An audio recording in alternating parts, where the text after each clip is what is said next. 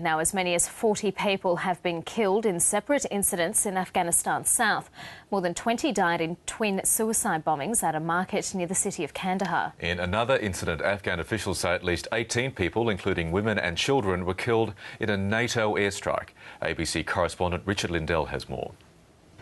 The suicide bombers targeted a busy market frequented by truck drivers who supply the NATO airbase in Kandahar. The first suicide bomber rode his motorbike into the car park and detonated his explosives. When people gathered at the scene, a second attacker walked into the crowd and set off explosives strapped to his body.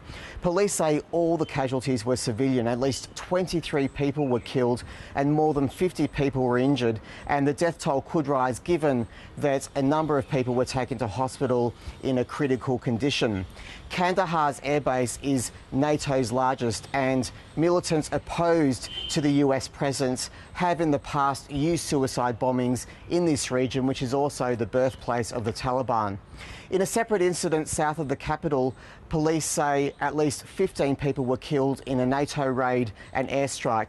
NATO disputes the civilian casualty toll. They say that militants were killed and 2 women were also injured, both of whom are now receiving medical treatment. NATO say the pre-dawn raid was targeting Taliban leaders meeting in the area, and the raid was led by Afghan forces.